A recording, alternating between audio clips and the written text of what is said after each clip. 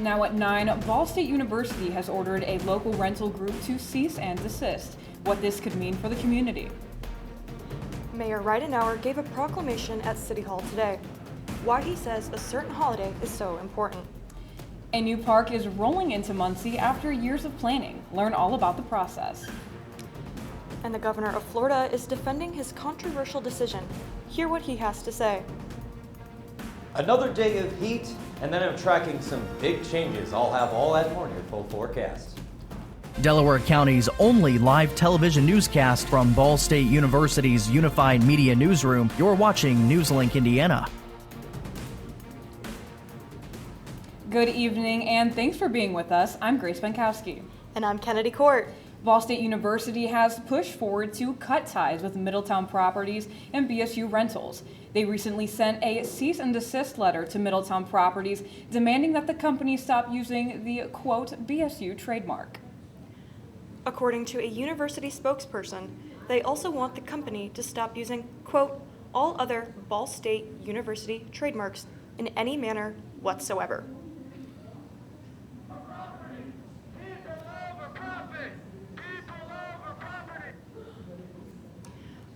The court order comes just 10 days after past and current BSU Rentals and Middletown Properties tenants rallied outside of their leasing office. They say it was in an effort to bring awareness to issues within homes being rented out throughout Muncie. It also results in tenants speaking out at a city council meeting. Middletown Properties sent us a statement following news of the cease and desist. Now they say they are currently reviewing the order. In the statement, they also say that the university renewed a long-standing management agreement back in June, and that the university terminated it after recent media activity. Middletown Properties says that they are now working with a new vendor to ensure a smooth transition. Today was the first celebration of Voter Registration Day at City Hall here in Muncie. Mayor Dan Ridenauer read a proclamation describing the national holiday. NewsLink Indiana's Zach Vance joins us in the studio. Now, Zach, you were at this event today. Why was today so important? Well, good evening, Grace and Kennedy. Glad to be here. I spoke with the mayor and other city council members about the proclamation announced today. This national holiday is designed to get unregistered voters aware of the importance of voting. National Voter Registration Day's kickoff event was at City Hall today. The event included a reading of the proclamation by the Muncie Mayor Dan Ridenauer, along with a special thanks to the groups that helped the proclamation get recognized. The event strived to answer the question, what's the point? Roughly 30 days before the election is the deadline to register, so it helps educate people that, hey, election's coming up, about 45 days away, and it's important to get your name on the list so that when you go in, you can vote, legally vote. Voter Registration Day aims to make unregistered voters registered. But why is it such a big deal for Delaware County? In Delaware County, our voter turnout has been really low. Those percentages are low, and we got to get that higher. When people vote, things happen. When people vote, their voices are heard, policies are changed. And so we agreed collectively to have this event to spread awareness, get people registered to vote, encourage them if they are registered to go out and vote. Candidates for the upcoming election showed for the event as well, such as Janine Lee Lake, candidate for District Number 5. Lake says the registering process is easy and usually takes less than a minute. Go to indianavoters.com and get registered to vote. All it takes is 30 seconds. Register here, put your local address. You don't have to do anything else, just put your local address wherever you consider home right now. Register here, and vote for a good candidate. And of course, NewsLink Indiana will be sure to bring you the latest as we approach the midterm elections. For more information, you can go to ballstatedaily.com. Thanks so much, Zach. A new skate park will be rolling into Muncie in 2023 due to community members pushing for it for over 5 years. NewsLink Indiana's Tara Konieczny has more. After an idea popped in the mind of one community member in 2017, now Muncie finally got approved for that, a skate park.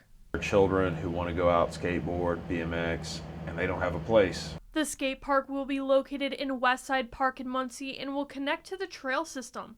It is set to be over 15,000 square feet. People that are using that pedestrian trail really enjoy just like kind of being part of it by sitting and watching and taking a little break. There is currently a code in Muncie that prohibits skateboarding on public property in the city.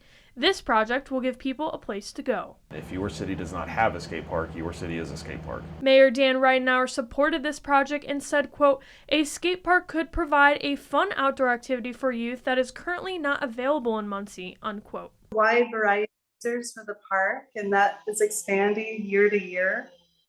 We're seeing a lot more different users, a lot more inclusive, like to genders and also to just riders in general. Hunger Skate Parks from Bloomington, Indiana was hired to design and complete the project.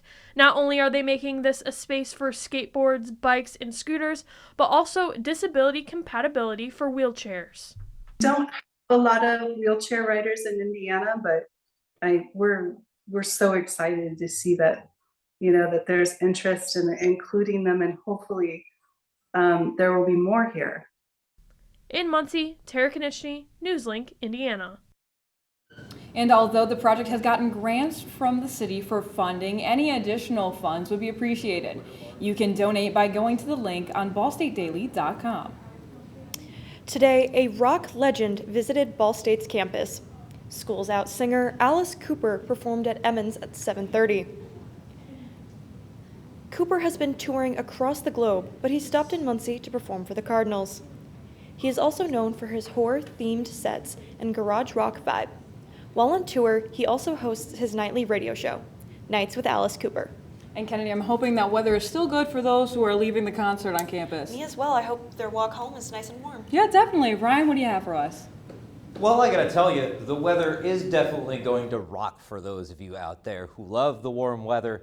We've definitely got plenty of that for us right now, mainly in the upper 70s to lower 80s as we work our way into Illinois.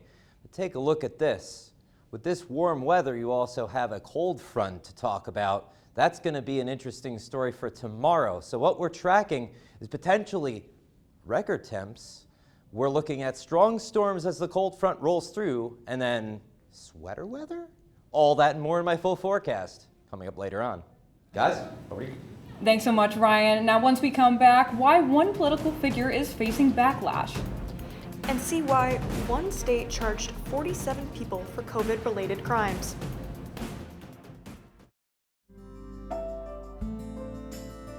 Riding the bus is an easy thing to do. Last year, we carried 60,000 riders from the Ball State area. 50,000 of those were students.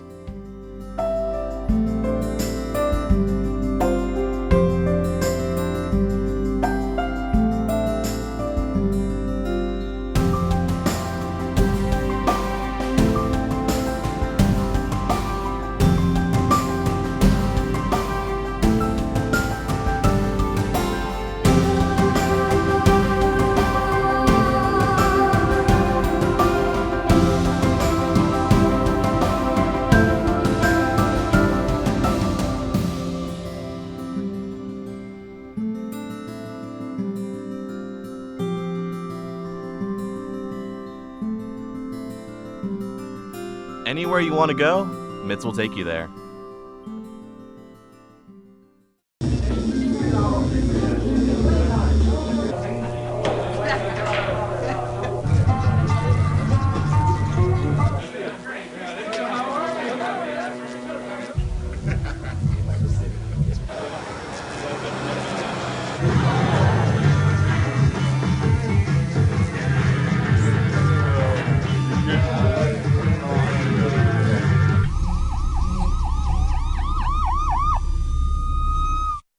So, I just moved in with this family, and it's embarrassing.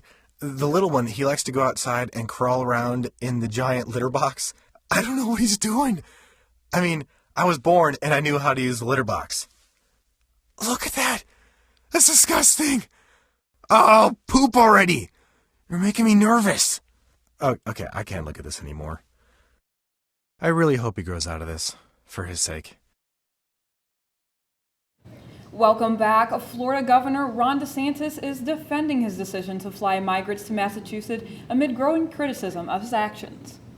Today, Democrats in Congress called on lawmakers to look into whether Florida misused federal funds to transport 50 migrants from Texas to Martha's Vineyard last week. DeSantis defended the move today, saying his state was actually helping the migrants, and more relocations are likely to happen. Those migrants were being treated horribly by Biden. They were hungry, homeless. They had no opportunity at all. The state of Florida, it was volunteer, offered transport to sanctuary jurisdictions. During a news conference today, President Biden was asked about the migration at the U.S.-Mexico border and the possibility of DeSantis sending a flight of migrants to his home state. This is a totally different circumstance. What's on my watch now is Venezuela, Cuba, and Nicaragua. And the ability to send them back to those states is not rational. The water crisis in Flint, Michigan could still be impacting the mental health of the people living there. In 2014, Flint's residents reported problems with their water after the city changed its water source. JAMA Network Open published a new study on Flint residents today. Researchers looked at nearly 2,000 adults living in Flint during the 2014 water crisis and evaluated their mental health 5 years later. They found 1 in possibly 5 suffered from major depression, while 1 in 4 may have been dealing with PTSD. Today, the Justice Department announced charges against 47 people they say stole from a pandemic program. The program was meant to provide meals to children in need. Defendants are being accused by the DOJ of defrauding $250 million from the federal child nutrition program. The defendants stole money that was intended to feed hungry children during a pandemic. They lied, they prepared up their scheme, they papered up their scheme with false documents, in some cases creating children from whole cloth. Now, according to officials, the scheme involved a network of shell companies connected to the Minnesota-based nonprofit called Feeding Our Future. The nonprofit's website claims, quote, "We utilize the child and adult care food program to increase healthy food access for Minnesota's youth and seniors." Prosecutors say instead of feeding thousands of children every day, the nonprofit used more than $250 million to buy luxury cars, real estate, jewelry, and fund international trips. Defendants of this case now face a range of charges, including conspiracy, wire fraud, money laundering, as well as paying and receiving illegal kickbacks. Credit card companies are being threatened by 24 Republican attorney generals over a new gun store code. Instead of placing gun and ammunition store sales under a general merchandise or sporting goods category, the code in question would let companies put sales in their own separate category. Major companies including Visa, American Express, and MasterCard were sent a letter by the GOP group warning that if they adopt the new merchant code, officials will take legal action. While credit card companies say their support of lawful purchases will not be changed, the Attorney General claims it could harm gun owners' rights and potentially violate consumer protection and antitrust laws. The auto industry is continuing to be affected by global supply chain issues. Ford Motor Company says it cannot finish making a number of cars due to missing parts. Ford says it will end the month with up to 45,000 unfinished large pickups and SUVs. Automakers have been struggling with supply chain issues, specifically a shortage of computer chips, since the pandemic caused the shutdown of several important factories, which has stunted vehicle production for most of the past 2 years. The automotive company also noted that because of the shortages and inflations, supplies will cost them an extra $1 billion this quarter. And taking a look ahead at weather, Ryan, what can we expect? Well, a big change in our forecast ahead. It's going to be another warm one, but we're looking at storms potentially on the horizon and a big cool down. More in the forecast when we come back.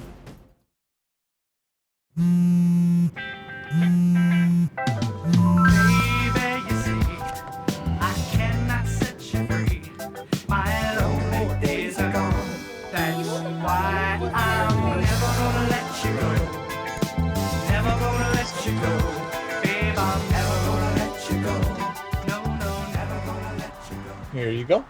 Thank you. Thank you.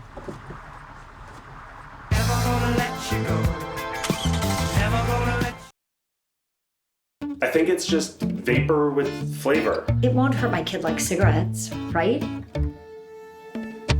Vaping is safer than smoking, isn't it? There's really not even that much nicotine in them, right? My kid? My kid knows it's dangerous. Get your head out of the cloud. Today, nearly 8,000 kids will start vaping, maybe even yours. Learn about the dangers at talkaboutvaping.org. Emotes say a lot, but they can't say it all. Think your guildmate is struggling? Try these dialogue options.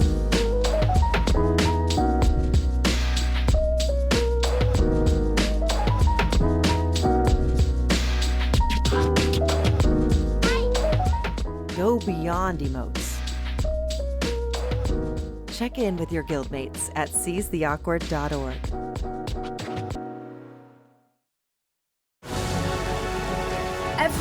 Every day, Millions of people are connecting and even though we're overcoming obstacles, watching each other's backs, and banding together.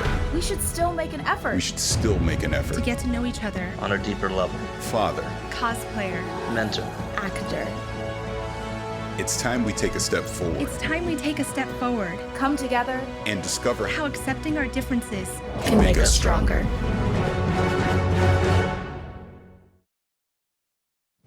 Welcome back to NewsLink Indiana. We're going to take a look at weather with Ryan. Hello out there. I'm NewsLink Indiana weather forecaster Ryan Hill. We're definitely looking at a very interesting weather picture over the next 48 hours.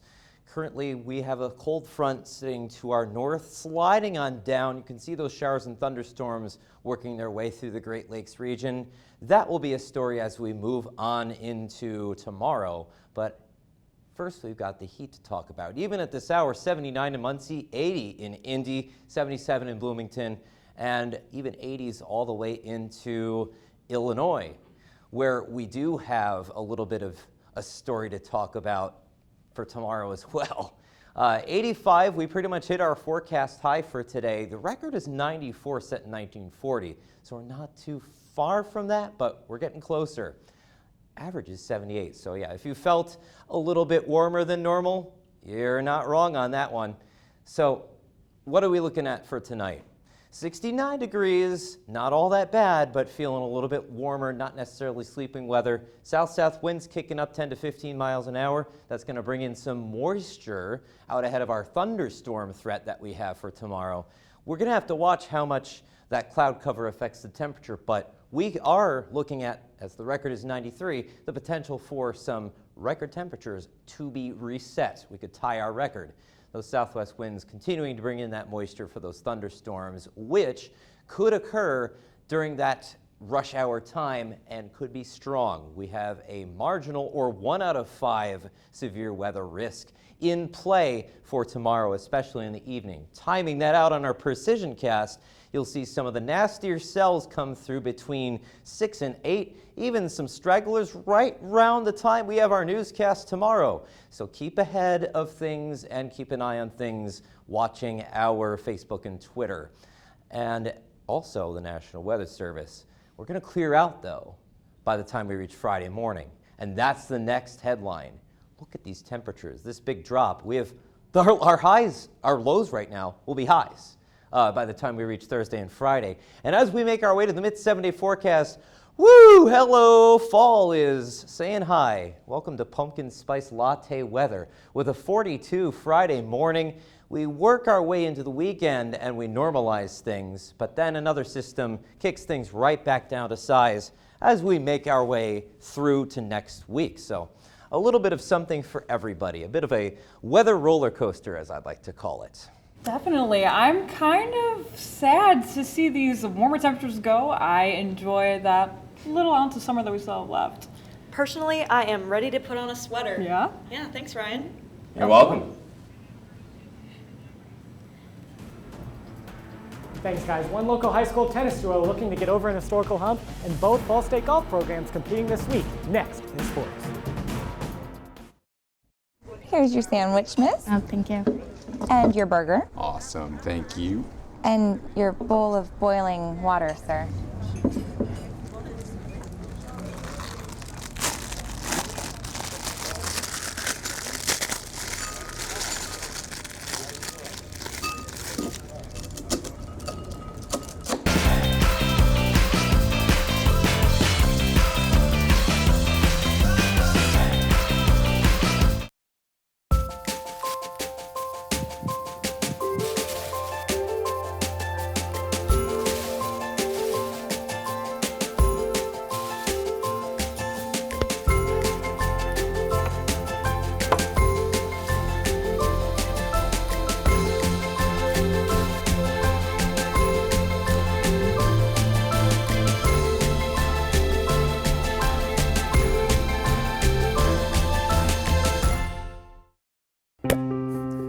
After retiring from the NFL, I've been able to spend a lot more time coaching my daughter's basketball teams. It's something I love to do. Through our games and our tournaments, we see all types of coaching, good and bad. And it begs the question, do we really know who's coaching our kids? Do they have the proper training and screening it would take for me to be comfortable with my daughters playing for that coach?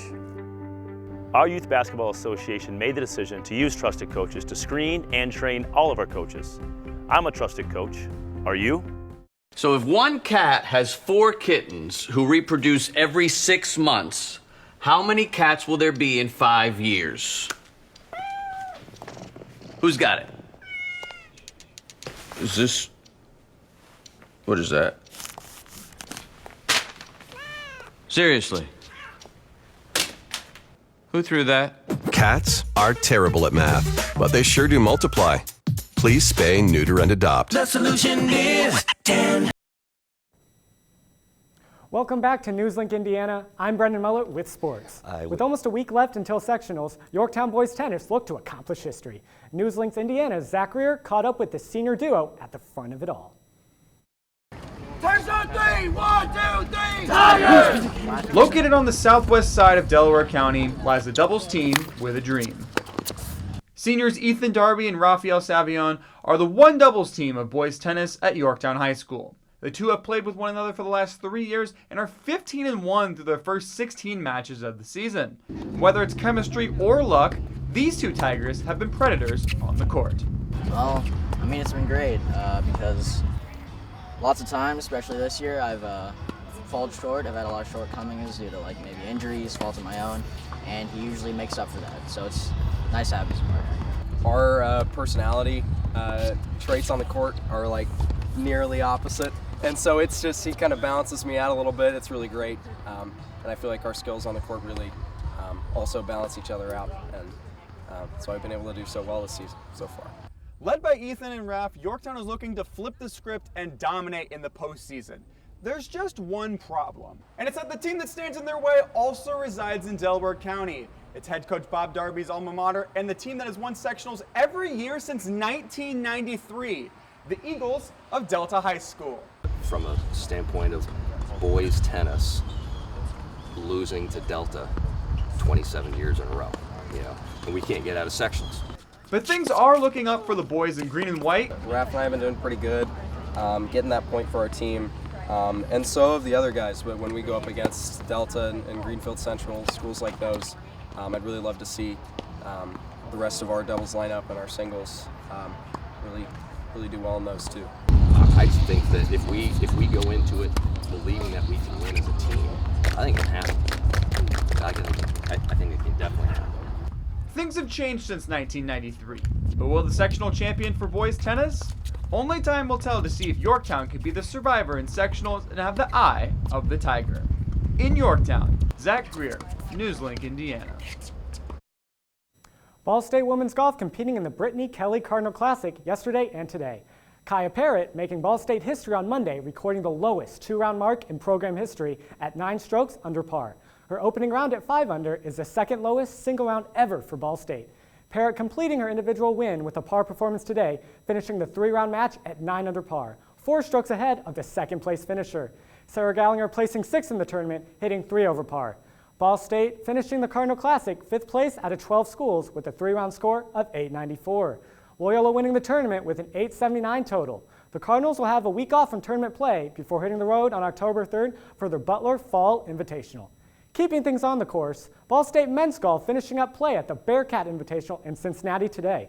The Cardinals moving up in the rankings after day 2 of the Invitational, earning a 6th place out of 13 finish behind Memphis, Illinois State, Louisville, UNCG, and 1st place Cincinnati. Leading the way for Ball State is graduate Joey Ranieri with a final 3-round score of 209, earning him 6th place in the tournament overall. The Cardinal next match is set for October 10th at Purdue West Lafayette. And guys, after 2 of the golf teams' separate tournaments, it'll be nice for them to just rest up, get some extra practice in before they head off in the next couple weeks for their individual tournaments, don't you think? Yeah, most definitely. Wishing luck to both those teams. Yep. And after the break, we have your latest on your campus coverage. Plus, we'll give you one final look at weather. Stay with us.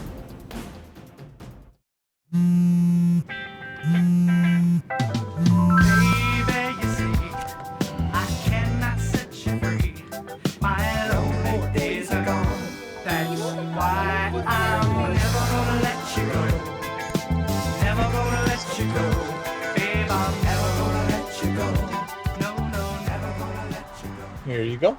Thank you. Thank you.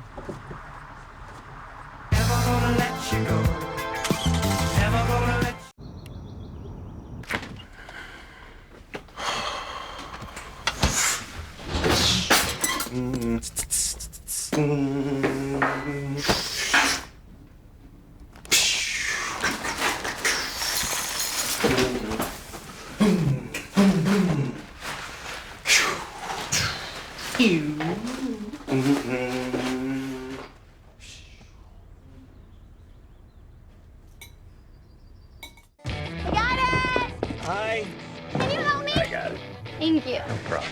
Just like the rules to surviving Zombieland, there are steps you can take to be prepared for an emergency. It's the right thing to do. Talk with your family to make a plan. Look for safe areas to meet up if separated. And stock up on supplies. It's never too early to get prepared, so start now. Right now? Right now. You can't predict emergencies, but you can be ready. You're welcome, America. Visit ready.gov today to learn more. Jordan knows he shouldn't eat this entire bowl of nachos, but tonight he's earned that right. Because a few hours ago, in the middle of happy hour, he recognized a sign. Not from the gods or a bolt of lightning, but from a double heart, a kissy face, and a 4th ha in ha ha ha. That's when Jordan knew he was buzzed. So when it was time to go, he got a ride home instead of driving. Be a legend like Jordan. Recognize your buzzed warning signs and get a ride home. Buzz driving is drunk driving. Welcome back to NewsLink Indiana. My name is Maria Perez, and this is your campus coverage.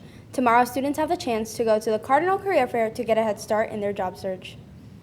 Students can go ahead to Worthern Arena from 11 a.m. to 3 p.m. They will be able to talk around to 300 employers who are actively recruiting students for part or full-time employment and internships.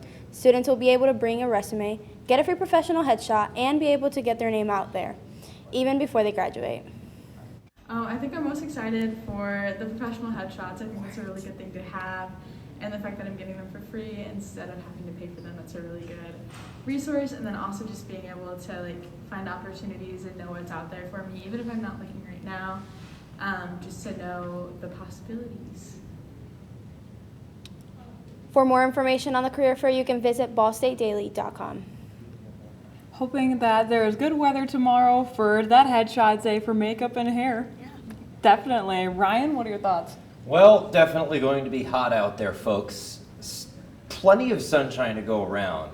But then look at this big change. By the time we reach Thursday, man, do temperatures take a tumble. My goodness. That 42 again. What do you think about this crazy fall weather making a I'm not sure I'm ready, but Kennedy, it sounds like you are. Listen, I love a good crunchy leaf and sweater. Yeah, definitely. Maria, how about you?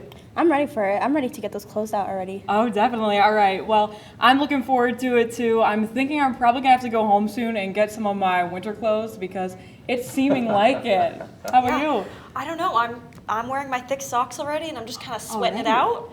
But here's to hoping. Definitely. All right. Well, thanks so much to Maria and Ryan. That's all tonight for NewsLink Indiana. Be sure to join us again tomorrow night at 9, streaming live on the NewsLink Indiana Facebook page. And for news anytime, anywhere, go to ballstatedaily.com. Have a great night.